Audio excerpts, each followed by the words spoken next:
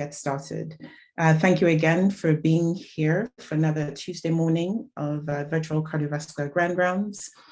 Today we thought we would continue in a somewhat new tradition that we've had of reviewing key or landmark studies from major conferences, the most recent being the ESC, European Society of Cardiology meeting at the end of August.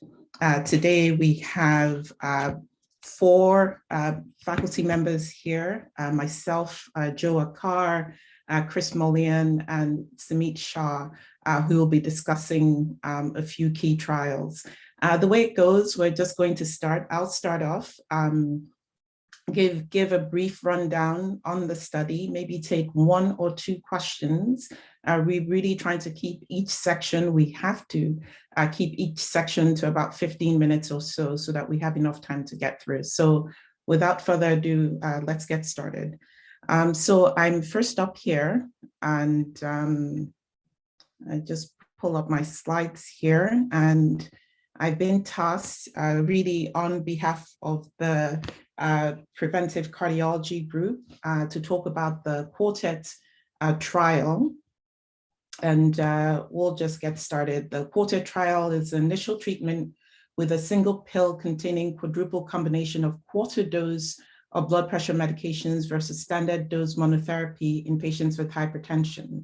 And this was a phase 3 randomized double-blind trial done by the very productive, very good group at the George Institute, Clara Chow,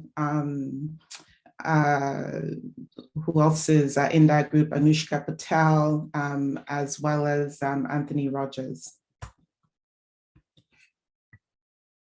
So let's just talking through the trial motivation. This is a problem that we all know very well and we all encounter in our everyday practice, which is that in spite of what we have and multiple options, treatment options for blood pressure control worldwide remains suboptimal, particularly in the sort of post-sprint era and the changes in terms of the blood pressure cut points.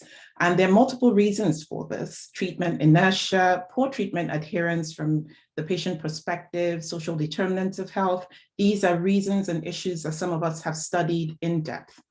Although multiple medications are often needed for blood pressure control, and I know that within your practice, as it is in mine, it is the small minority of patients who will be on a single medication for blood pressure control, our most common approach is always been to start with monotherapy and then titrate up at the second therapy. However, as we all know, treatment inertia, our concerns about side effects often hampers effective treatment in most patients. So their hypothesis here is that a low dose single pill combination may hold promise in overcoming some of these barriers. So the goal of the Quartet trial was to assess the efficacy and safety of an initial strategy of a polypill or quad pill, that's 4 pills, containing quarter doses of 4 antihypertensive medications compared with monotherapy in patients with hypertension. So study details: this was a double-blind randomized controlled trial. They enrolled 591 Australian patients with hypertension who were randomly assigned to the initial quad pill treatment. And this is just a quarter doses of some of the most common antihypertensives in Australia. Of course, our experience is a little bit different in terms of the most common medications that we use, but essentially a quarter dose of an angiotensin receptor blocker, a quarter dose of amlodipine with that standard dose of 5 milligrams, a quarter dose of thiazide diuretic, as well as a quarter dose of a beta blocker. Or patients were assigned to an initial monotherapy with a full dose of an angiotensin receptor blocker. And in terms of just the characteristics, baseline characteristics of patients, mean age was 59, 60% male, 82% white, and 12% Asian, 6% other. And in this study, if blood pressure was not initially at target for each of these study groups, then additional medications could be added in both groups starting with 5 milligrams of amlodipine. So that's just what kind of their randomization looked like. And they ended up essentially with about 300 patients in each group, 300 to the quad pill and 291 to initial monotherapy. And not a significant amount or some drop off, through the analysis, but in the extended 1-year follow-up, they had about 206 patients for extended 1-year follow-up in the quad pill group and about 211 in the monotherapy group. So what results did they see? Baseline mean unattended office blood pressure, and I'm going to come back a little bit and talk about how it is that they actually obtained blood pressures in this study, was about 141/85. And what they saw was that there was a greater reduction in unattended office blood pressures using the quad pill combination. So initial blood pressure drops from about 142/86 to 120/71 than by initial monotherapy, which went from 140/83 to 127/78. Essentially, systolic blood pressures were about 7 millimeters mercury lower in the quad pill group, and blood pressure control rates were higher, so 76% versus 58%. And I note that these blood pressure control rates are using either sort of the higher cutoff of 140 systolic or even sort of the sprint level cutoffs at 130 systolic. The differences between the two groups were maintained up to 52 weeks, so up to a year after the initiation of the study, as well as the differences in the blood pressure control rates. So this is sort of, what their results data look like. And I think this is, even if you don't know what's being compared here, I think this is pretty striking. So the red lines or red graphs refer to the initial monotherapy with the full dose angiotensin receptor blocker, while the blue refers to initial therapy with the quad pill. And you can see sort of, with initial initiation, this very significant drop in blood pressures just with starting, both therapies, more significant or more dramatic with the quad pill. And this really holds through throughout the study up to 52 weeks, at their initial kind of, 12-week, 3 months, 6 months, and all the way up to 12 months.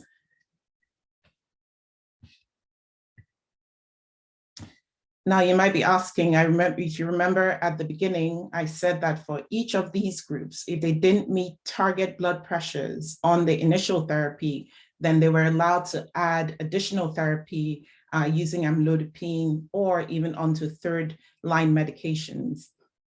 So additional therapy was less common in the single pill, in the quad pill group than in the initial monotherapy group. So 15%, needing additional therapy in the quad pill group versus 40% needing additional therapy in the monotherapy group. Again, sort of, speaking to the differences in terms of blood pressure control. So the graphs that I showed here show that in 12 weeks, about 83% controlled with the quad pill alone versus 58% with the monotherapy. And out to 52 weeks, about 80% controlled with the quad pill alone, an increased number, about 16.4% needing the quad pill plus 1 drug, and about 8% needing the quad pill plus 2 drugs. While if you look in the monotherapy, it's 57% on the ARB alone, another 33% needing the ARB and the second drug, and about 10% needing 3 drugs, and then just a small number on 1 drug alone, which I think also tracks with the experience that we've had, our clinical experience. So what about side effects? And I think that that's a good question. One thing that has been postulated about the very low dose quad pills is that because you're giving these medications at a low dose, you might be also able to reduce the side effect profile. The most common side effects were hypotension, and dizziness sort of, reported by patients, as well as bradycardia, which was more common in the single pill low dose combination. But there are really no major differences in safety or tolerability, no differences in lab work in potassiums or sodiums. Again, just differences kind of in this reports of hypotension or dizziness, which are probably related not to the medications themselves, but as a side effect of controlling blood pressures to those levels. So, essentially, I'm going to skip ahead to sort of their conclusion and come back to talk about what are some of the limitations or outstanding questions. So in conclusion, this trial demonstrated, and I think that they actually do, the simplicity, tolerability, and effectiveness of a quad pill-based strategy compared with our common strategy of an initial standard dose monotherapy, which we typically max and then add a second therapy. And that this new paradigm holds promise for achieving better blood pressure control for people with hypertension around the world. I think that's important. I think there are few limitations or outstanding questions with this study. One is, what is the optimal number and combination of drugs to include in this sort of quad pill, polypill strategy for blood pressure control? Are there different or more efficacious combinations and dosing for different races and ethnicities? The Australian experience wouldn't translate directly to what we have here because we have sort of a different breakdown than what they studied in Sydney. There's some, commentary or comments who've asked about the need for outcome studies to look at long-term cardiovascular outcomes to see if quad pill usage translates to superior cardiovascular outcomes.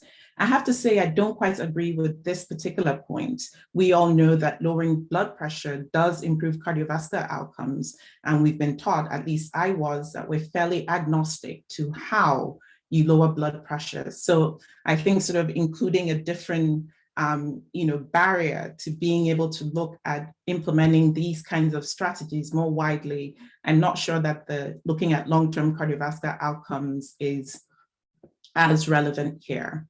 Other questions that come to my mind is what additional information is needed to change practice in blood pressure management?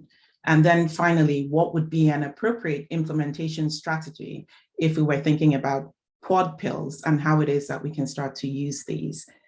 So my take in terms of clinical relevance of this study, and I have to confess, I've been a fan of polypills for a long time. I've talked to and worked with this group and other groups. My take is that there is almost no place for an initial monotherapy strategy in blood pressure management today. It's poor blood pressure control, treatment inertia, not necessarily because we have treatment inertia, but because of the way our treatment systems are set up. There's increased pill burden for patients, worsened medication adherence. It's difficult to achieve adequate blood pressure control. This is something that we've been doing, together with Erica Spatz, even when you're using state-of-the-art interventions, including team-based care, digital interventions, it's difficult to achieve adequate blood pressure control. These regimens with an initial monotherapy strategy can be complicated for providers and patients alike. And I think that, in 2021, you probably want to be starting out with combination blood pressure therapy, maybe not quite at the quad pill yet, but preferably in single pill combinations, and to have a lower threshold. I would say that's my biggest take from this, a lower threshold to add an additional agent, perhaps before even titrating up your combination agent. And then the final sort of commentary is that they really depended very much on unattended office blood pressures in the study, where they put the patient in a room, set the blood pressure cuff automatically to go off in 5 minutes, and with a repeat blood pressure, I believe 2 minutes afterwards. And that was consistently lower blood pressures than our usual taken office blood pressures. So just a plug of maybe we should make unattended office blood pressures a thing. So I will end there. Oops, a little bit over time, and maybe we have time just for one question.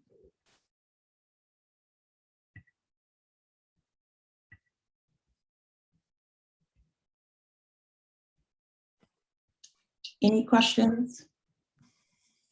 Oyere, this is Rohan. Hi, Rohan. So, did the need to start 4 pills with different contraindications to therapy initiation become a barrier enrollment for the trial? Because that would be a consideration that you now had to consider multiple classes of drugs and their contraindications simultaneously when enrolling.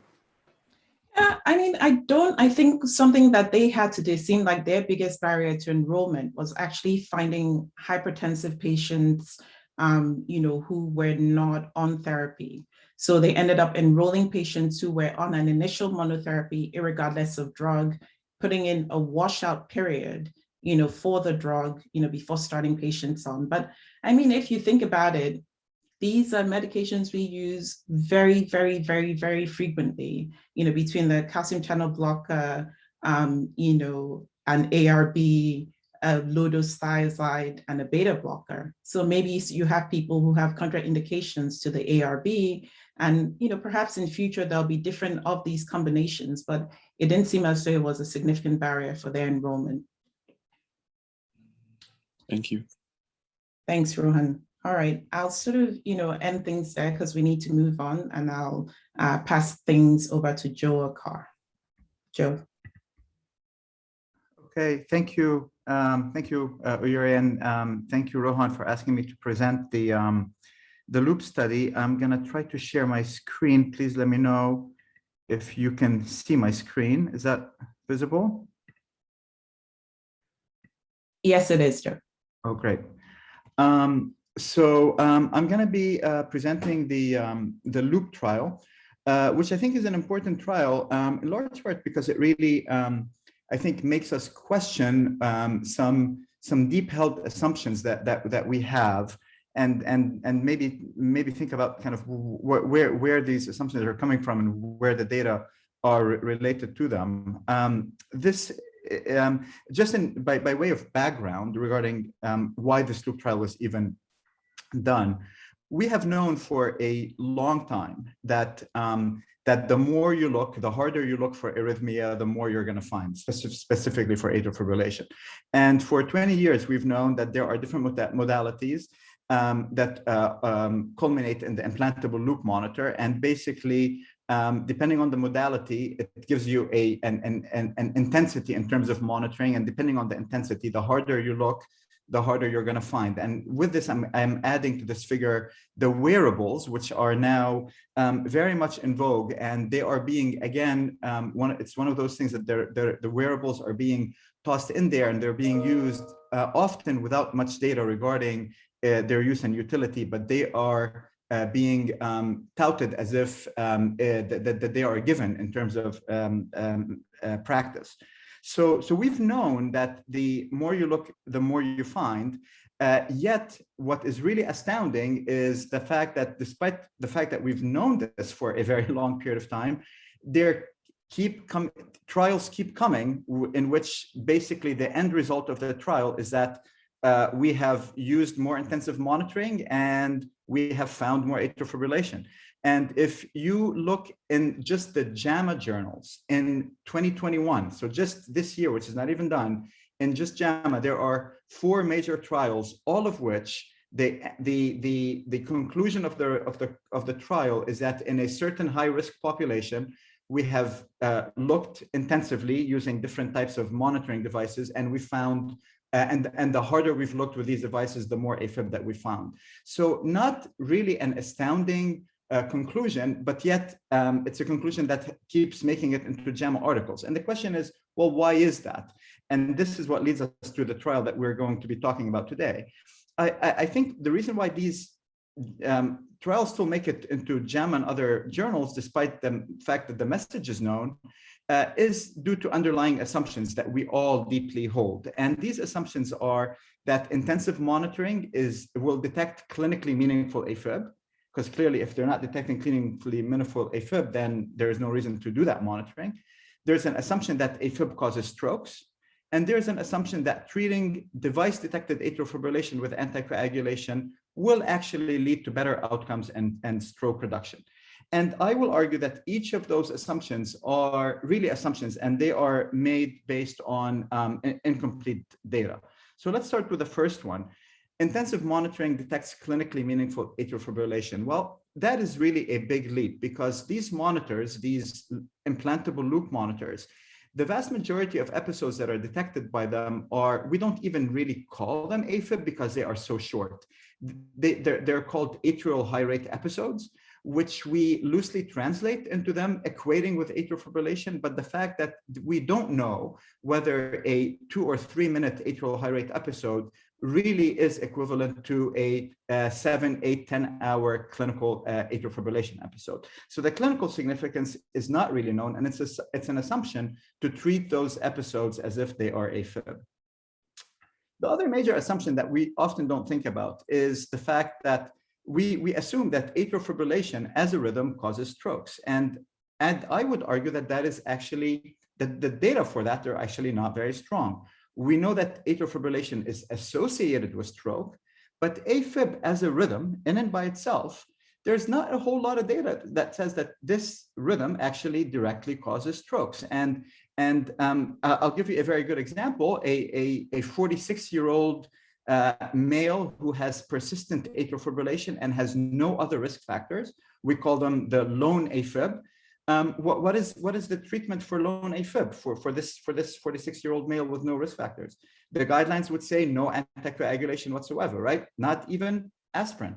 So by definition, if AFib itself was a major direct cause of stroke, we would anticoagulate that person. But the point is that AFib is associated with risk factors that cause stroke, and AFib is actually more likely to be a marker of severity of risk factors that cause stroke, as opposed to it being the direct cause of stroke. The other major issue, which we will also see in the study, in the loop study, is that there is absolute, and what you see over here in the impact study that we did several years ago, as well as several other studies, ASSERT and other studies, we now definitively know that there is absolutely no temporal correlation between stroke events and atrial fibrillation events. So AFib can occur prior to a stroke, as we normally expect, but very often AFib can occur well after a stroke event. A stroke can happen with no AFib whatsoever, and there is basically no correlation whatsoever. So again, something to think about in terms of this assumption that AFib itself as a rhythm causes stroke, because if it did, you would expect some correlation.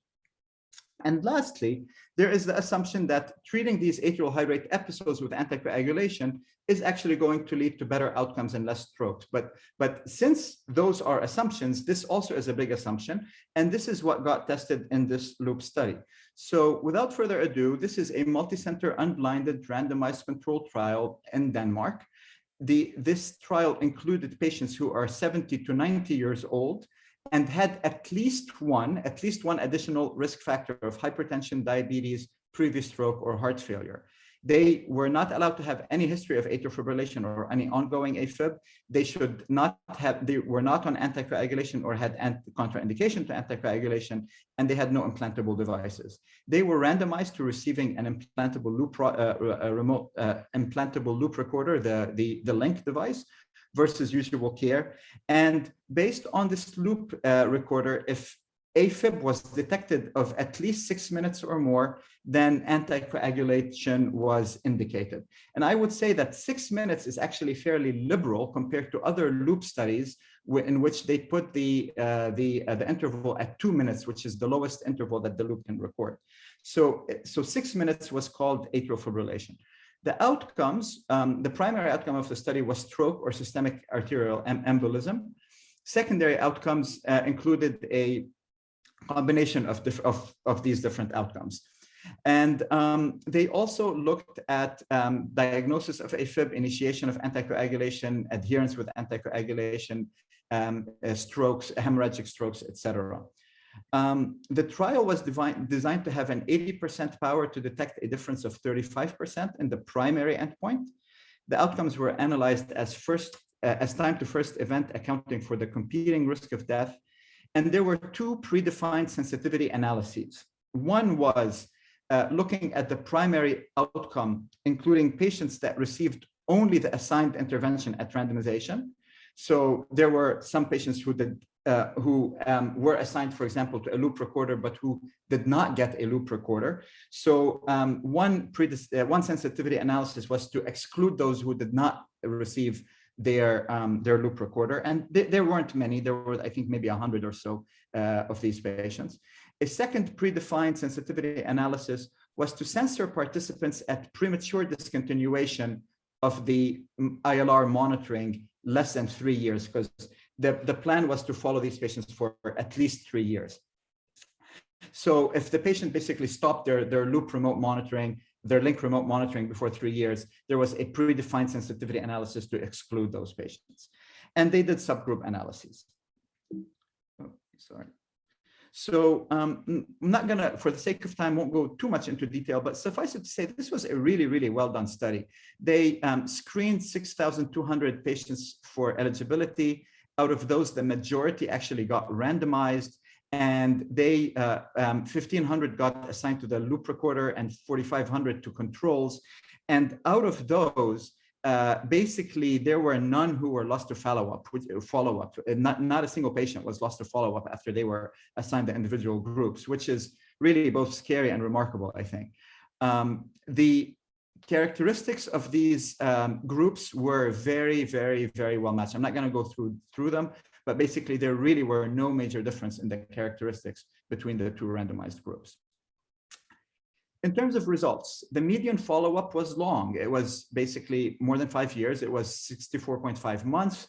And like I said, no participants were lost to follow-up. AFib was diagnosed. Now, keeping in mind, AFib, based on the link, is a 2-minute episode. But nonetheless, AFib was diagnosed in 32% of the loop monitor group and in 12% of the control group. So in 3 times as many, which is something, again, completely unexpected. We know that.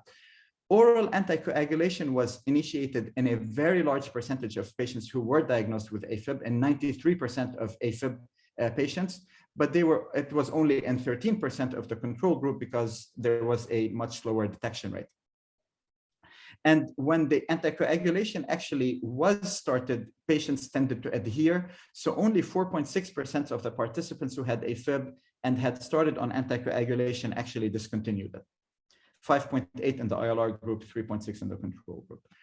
And to make a long story short, there was absolutely no difference in clinical outcomes between those who had AFib documented on ILR and started on anticoagulation versus not. So this is the primary endpoint and all the secondary endpoints as well, death, the combined endpoints, et cetera. There was absolutely no difference in outcomes, non-significant.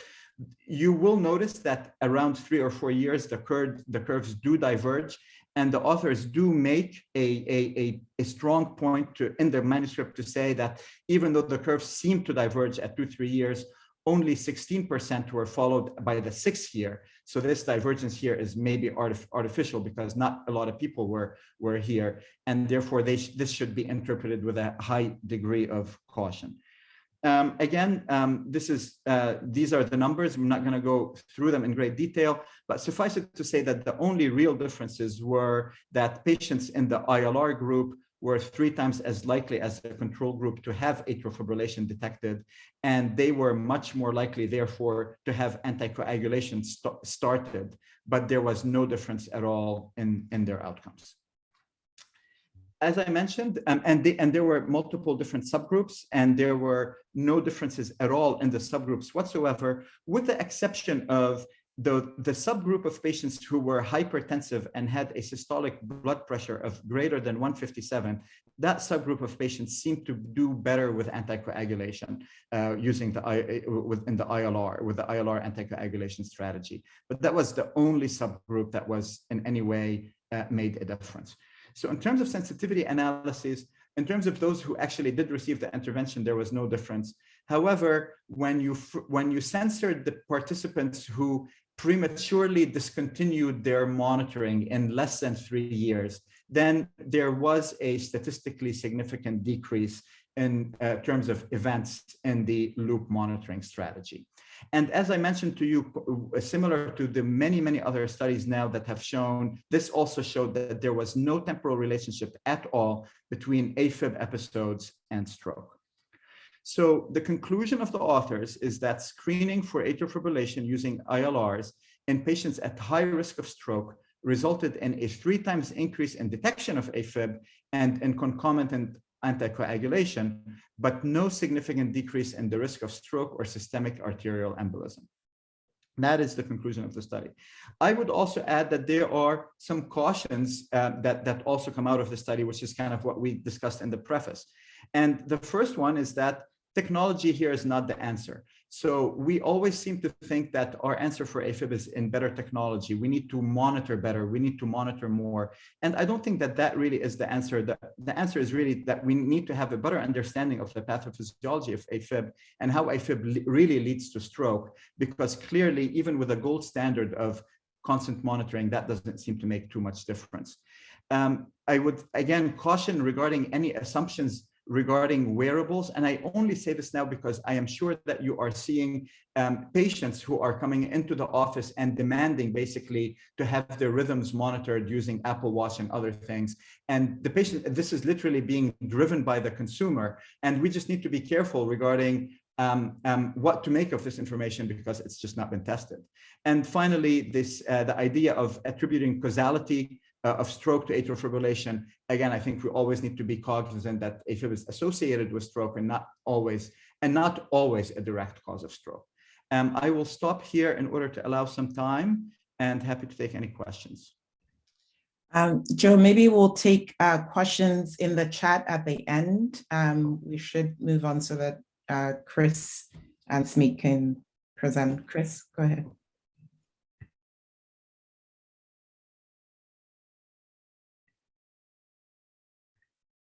So Joe, if you can stop screen share, then Chris. I did. Is that not through? Okay, yeah, it's good now.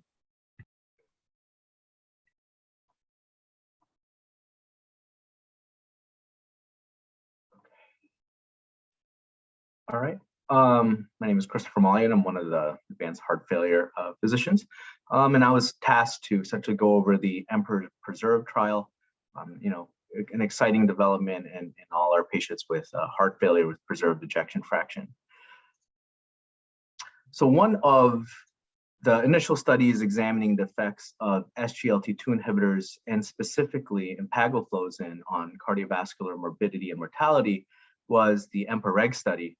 And this was a randomized double-blind placebo-controlled trial which randomly assigned patients with type 2 diabetes to either 10 milligrams or 25 milligrams of EMPA or placebo. And then the primary outcome was a composite of death from cardiovascular causes, non-fatal MI, or non-fatal stroke.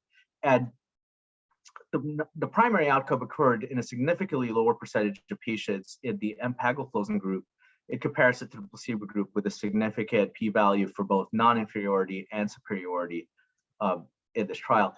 And as compared with the placebo, empagliflozin resulted in a lower risk of death from cardiovascular causes, death from any cause, or hospitalizations for heart failure. The EMPEROR Reduced builds further on this and solidifies the use of SGLT2 inhibitors in heart failure. They sought to further study the effects of SGLT2 inhibitors on risk for hospitalization for heart failure, as well as the risk of adverse renal events. This was a double-blind placebo-controlled trial, which included patients with NYHA class 2 to 4 heart failure and an LVEF of less than 40%. The primary outcome here was a composite of adjudicated cardiovascular death or hospitalization for heart failure, and was found to be significantly lower in the empagliflozin group in comparison to the placebo group.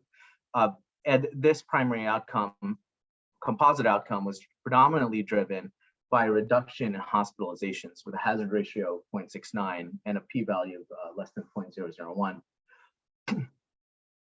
Which then brings us to our current study, the EMPEROR PRESERVE study. So whereas heart failure with reduced ejection fraction can be treated with a slew of medical therapy targeting overactivation of the neurohormonal system, there's a relative paucity of treatment options for heart failure with preserved ejection fraction. And previous studies have kind of left us wanting with only modest effects in terms of mineralocorticoid antagonists or the utilization of ARNIs in this population. The Emperor Preserve study sought to study the effects of SGLT2 inhibitors and HFpEF. Participants in Emperor Preserved were aged 18 and older, have chronic heart failure with NYHA class 2 to 4 symptoms, and have had symptoms for at least 3 months, and LVEF greater than 40%. So this included mildly reduced ejection fraction, we'll kind of get into later. The patients were required to have an elevated NT-proBNP greater than 300 picograms per milliliter if they did not have atrial fibrillation, or greater than 900 picograms per milliliter if they had AFib, as well as showing evidence of structural changes in the heart, as either evidenced by increased left atrial size or left ventricular mass. The participants essentially had an initial screening period of 4 to 28 days, and then were randomized to empagliflozin 10 milligrams PO daily versus placebo, with a median follow-up of about 24 months, and then an analysis of the post-treatment period.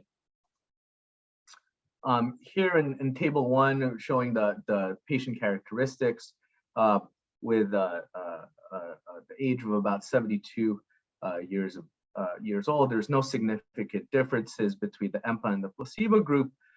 As you see, about 1/3 of the population actually consisted of heart failure with mild reduced ejection fraction with an EF of greater than 40 but less than 50%. Of note, 2/3 of the patients did have an EF greater than 50, and then about half of these patients either had AFib, diabetes, or an eGFR less than 60. The primary outcome of the Emperor Preserve study was a composite of cardiovascular death or hospitalization for heart failure over a 26.2 month period, showing a significant reduction in the empagliflozin group, which was statistically significant. The median trial period was about 26 months, and the number needed to treat with empagliflozin in order to prevent one primary outcome was 31. Similar to Emperor reduced, hospitalizations for heart failure drove the primary composite outcome with a hazard ratio of 0.71. Unfortunately, death from cardiovascular causes was not found to be significant. In terms of their secondary outcomes, the total number of hospitalizations for heart failure was lower in the empagliflozin group, as we see here. And as well as there is a rate of decline in estimated GFR was found to be slower in the empagliflozin group in comparison to the placebo group. In terms of subset analysis, the incidence of the decreased incidence of the primary outcome was generally consistent across all the pre-specified subgroups, including whether or not the patients were diabetic, and about 50% of these patients were in fact diabetic and 50% were not. As you see, there's a slightly better effect of empagliflozin on the lower ejection fraction with a DF less than 50%. And as you see, it kind of attenuates as the EF increases and finally crosses the line as you get to an EF greater than 60. In terms of the results of adverse events leading to discontinuation of the drug, there are about 19.1% in the empagliflozin group and 18.4% in the placebo group had to be discontinued. And this is from the supplemental figures and tables showing no significant issues in terms of amputation, ketoacidosis, of hypoglycemia. However, there was an increased rate of hypotension, as well as uncomplicated genital and urinary tract infections in the empagliflozin group in comparison to the placebo group. So the key findings of this trial were that empagliflozin reduced the risk of cardiovascular death or hospitalizations in patients with heart failure with preserved ejection fraction, which was found to be significant, and that the lower risk for hospitalization was really the driving component of the primary outcome. And despite the presence of diabetes, the effect of the empagliflozin on these patients seems to be continuous. In terms of the main discussion points, there is accumulating evidence from randomized clinical trials supporting the use of SGLT2 inhibitors with patients with stable heart failure.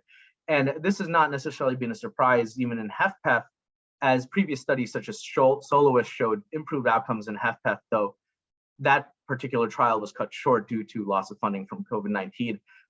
They used a slightly different population with an initiation of SGLT2 inhibitors shortly after discharge from an index hospitalization for heart failure. But we were highly expectant of upcoming trials, including DELIVER, which will study the effects of empagliflozin on this population. In terms of, in addition, empagliflozin showed an efficacy in decreasing heart failure hospitalizations among a wide range of ejection fractions. And there's an attenuation of this effect with an EF greater than 60%.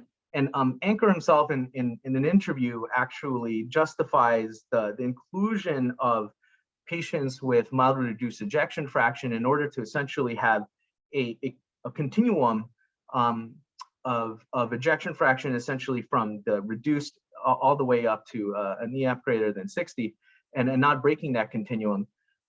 The other thing that this brings up is whether or not we should be expanding the definition of what heart failure with mildly reduced ejection fraction entails, and whether or not we should be increasing the number from 40 to essentially 55. So, very excited as one of the first positive trials in heart failure with preserved ejection fraction. We expect a change in practice utilizing the SGLT2 inhibitors very quickly, despite not being added to the ESC guidelines for treatment for HFpEF. And this is predominantly driven predominantly because it did not release quick enough for them to be considered. Thank you. Great. Thank you so much, Chris, and thank you for bringing that in just on time. I'm going to hand over to Samit, and hopefully we have time for 1 or 2 questions at the end. Samit, take it away. All right. Good morning, everyone. So I'm representing the interventional group and presenting on the TOMAHAWK trial, which was simultaneously presented at ESC and then published in the New England Journal of Medicine. So the title of this trial was Angiography After Out-of-Hospital Cardiac Arrest Without ST Segment Elevation. So in terms of background, the usefulness and timing of coronary angiography in out-of-hospital cardiac arrest in people without ST segment elevation are uncertain. I think we all kind of intuitively understand that in people with ST segment elevation, reperfusion is crucial. But the population of people without ST segment elevation is a little bit more of a mixed population. In 30 to 50% of these patients, an acute MI is the cause of the cardiac arrest, suggesting a potential benefit for emergent coronary angiography. But it's important to realize that in people who survive, it's only really a minority. So only about 20% survive the cardiac arrest and make it to the hospital alive. And so really, the majority of people succumb to the initial arrest. Of people who reach the hospital, mortality is high, even if they reach the hospital alive, and that's as high as 65%. And then the question of this study, and then a study before this that I'll touch on in a second, is what about people who don't have STEMI on their EKG? Should we proceed emergently to the cath lab? So the TOMAHAWK trial, which is a study I'm presenting today, kind of falls on the heels of the COACT trial, which was published in the New England Journal of Medicine in 2019. That was a randomized trial of 552 patients with out-of-hospital cardiac arrest without ST segment elevation on their post-ROSC EKG. And every patient in the COACT trial had a shockable rhythm. They were randomized to immediate versus delayed coronary angiography. In the immediate group in the COACT trial, patients underwent coronary angiography in less than an hour after presentation, whereas in the delayed group, it was 120 hours after presentation. In the COACT trial, 3.4% of patients had an acute thrombotic occlusion in the immediate angiography group and 7.6% in the delayed angiography group. But there was overall no benefit in terms of survival. So it was roughly the same, no statistically significant difference at 90 days, and none of their secondary endpoints were different as well. So the TOMAHAWK trial was a slightly different study design. So this included any patient with out-of-hospital cardiac arrest without ST segment elevation on their post-ROS EKG. The patients who made it to the hospital were then evaluated by 2 physicians. Based on the evaluation of those 2 providers, eligibility was determined. If a surrogate could not be found for consent, those 2 physicians would essentially give consent. But if there was a legal representative available, consent would be obtained from that person. People were randomized to either immediate coronary angiography and directly transported to the cath lab, or delayed angiography, where there was a mandated 24-hour waiting period. The primary endpoint, which is the results that we're talking about today, is 30-day mortality, and then there's 6-month and 12-month follow-up that's pending. In terms of the way that the study actually worked, so they had 554 eligible patients at 31 active sites in Germany and Denmark. 281 patients were randomized to immediate angiography, and 273 were randomized to delayed angiography. Of that, there were a number of exclusions for protocol violations, and so they ended up analyzing 265 patients in the immediate angiography group and 265 in the delayed angiography group. Of note, there were a total of 20 patients who actually withdrew informed consent, either the patient or their family, retrospectively. The study population in the TOMAHAWK trial, the median age was 70 years, 30% of the patients were women, 37.6% of the patients had known coronary artery disease. The mean time to return of spontaneous circulation was 15 minutes. And 55% of the patients overall had a shockable rhythm, and this is in contrast to the COACT trial, where 100% of the patients had a shockable rhythm. On presentation, the median Glasgow Coma Scale was 3 out of 15, and so this is comatose. And then there was 8.1% patients in the delayed angiography group who crossed over without a protocol specified reason for doing so. The findings of this study were that the median time for coronary angiography was 2.9 hours in the immediate angiography group and 46.9 hours in the delayed angiography group. The mandated waiting time was 24 hours, but either for clinical reasons or other reasons, patients were taken at almost 2 days. Targeted temperature management was used in the majority of patients in both groups. And then this is in contrast to the COACT trial results as well. So in terms of patients who were found to have significant coronary artery disease, 38.1% of patients in the immediate angiography group had a culprit lesion, and then 43% of the delayed angiography group had a culprit lesion. Overall, almost 40% of the patients underwent revascularization, which means that 60% of the patients actually had either disease that was non-revascularizable or did not have significant coronary artery disease. Their primary endpoint was 30-day survival, and this was not significantly different. And so the blue line is delayed or selective delayed angiography at almost 47 hours compared to immediate angiography, which occurred at almost 3 hours. And so you can see that in terms of the probability of survival, there was no significant difference at their primary endpoint of 30 days.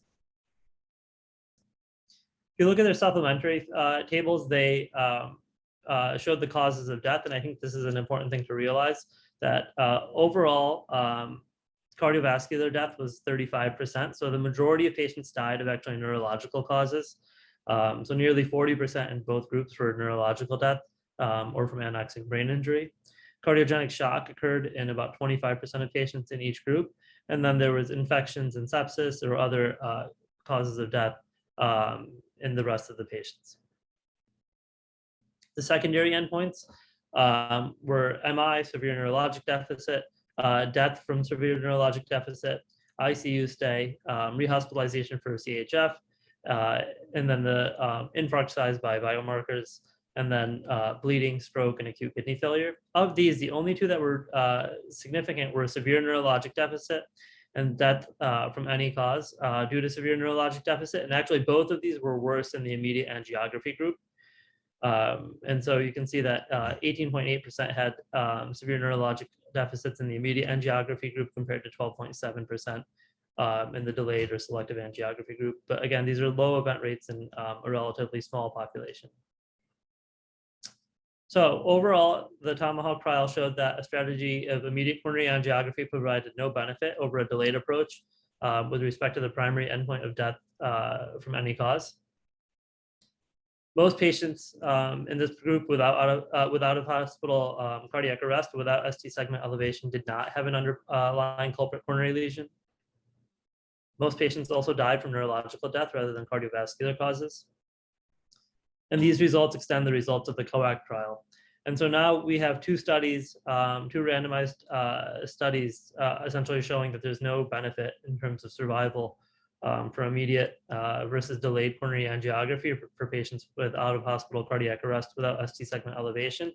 And I think a lot of people in this field are now waiting for guidelines to follow the results of this study.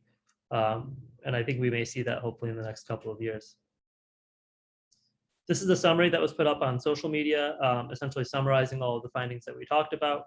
And really the big question that came from this study that was a secondary endpoint was this finding of severe neurologic deficit.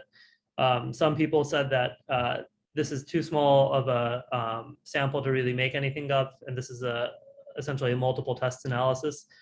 And then others said that there may be a cost when you're proceeding immediately with coronary angiography, that you're missing other causes of the cardiac arrest and not necessarily paying attention to the neurologic recovery.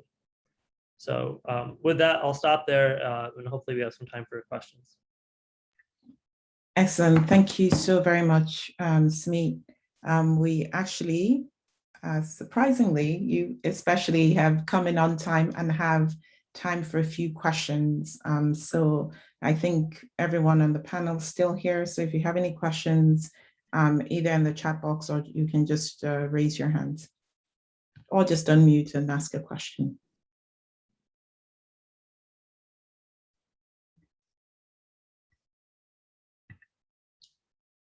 Wow, this must have been some really excellent talks and almost no questions. Joe, this question is from you, from Dr. Seltzer. He's asking, perhaps the cutoff time of 6 minutes led to the results that they found, and what if the cutoff had been longer, like 1 hour, in terms of that definition of AFib?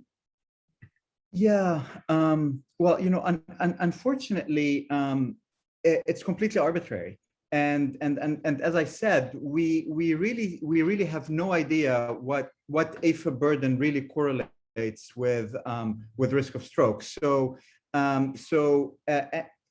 we seem to we have some data that longer is probably more significant, and with that I'm talking about longer meaning 24 hours type data. Less than that, it's really completely arbitrary. There are some studies that have showed 6 hours, not even 6 hours, 5.5 hours, but that's because it was a completely artificial number based on how they cut the quartiles. The point is, Arthur, is that any number you come up with, whether it's an hour, whether it's 2 minutes, or whether it's 4 hours, is completely arbitrary. And the more, the longer the episodes, clearly you're going to get less events. They may be more meaningful events, but they are less events. So you would have to power the study, to be a larger study to accommodate those, and it becomes very, very expensive. And in fact, the issue of cost effectiveness of this strategy is also very important, and it's something that this group is actually very focused on, and they are probably going to be, because if you look at their white paper describing the study, they have a cost effectiveness arm because putting these loop recorders is a very, very expensive endeavor, not just for the patient, but basically for society at large, and that needs to be taken into consideration. So to make sorry, I probably made a short answer, too prolonged. The short answer is that we just don't know, and I think that's the point. The point is that we need to put more research and focus effort in trying to understand the pathophysiology and what exactly the AFib burden is that's valuable, rather than to do these individual studies with arbitrary cutoffs. Yeah. Thank you so much, Joe. Chris, I have a question for you. Just kind of, I'm going to press you a little bit on that conclusion. around kind of the relevance of EMPA, especially in that subgroup, with the EF greater than 60%, your confidence intervals, are crossing the line there. So what conclusion are we drawing around that particular group of patients? Right. So, I think at that particular ejection fraction, we probably, really making sure that we have the phenotype and the diagnosis correct is what's really important. Having an elevated NT-proBNP and having structural changes is important. But like if you had like a sicker population, like soloist, for instance, in which people were admitted to the hospital and then randomized to an SGLT2 inhibitor, but they needed IV diuretics, you might have a little bit more specificity in terms of having patients with an EF greater than 60.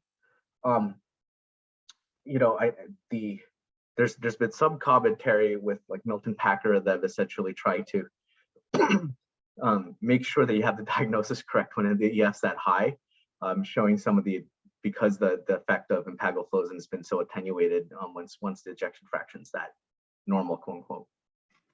Okay, thank you. Any other questions, comments? I think maybe I'll chime in with one final one for Samit. Based on what you reported from TOMAHAWK, if really a large percentage of these patients don't have obstructive coronary disease with the coronary angiogram either early on or delayed, should we even be rethinking this strategy of coronary angiograms across the board? And I guess the question is, how do we tell even the small fraction who should? Is there another way of being able to tell that small fraction of patients who will benefit from a coronary angiogram? Thanks. Yeah, that's a great question. So I think this is the overarching problem, is that our ER protocol, for example, if somebody comes in with a cardiac arrest who's comatose, it's a chill alert that gets paged out to both the interventional cardiologist on call and to neurology. And then there's this question of how do we best manage this patient? And I think the overwhelming evidence is now saying that if there's not ST segment elevation on the EKG, that there isn't a clear benefit to proceeding to the cath lab. And I think as we see more and more studies, there may actually be a signal of harm. And so I think the people who definitely benefit are people who have ST segment elevation, who need reperfusion. And then everybody else, as we get more and more data on this population, I guess we'll find out if there's any population that there's going to be that will benefit. Great, thank you so much, Samit. And I just want to thank all the presenters today, Drs. Akar, Maulion, and Shah, for walking us through the ESC and a number of really sort of provocative studies that I think will be practice changes for us as we move forward. So thank you again, everyone, and join us next week. We have Dr. Pradeep Natarajan from MGH giving grand rounds next week. Thank you.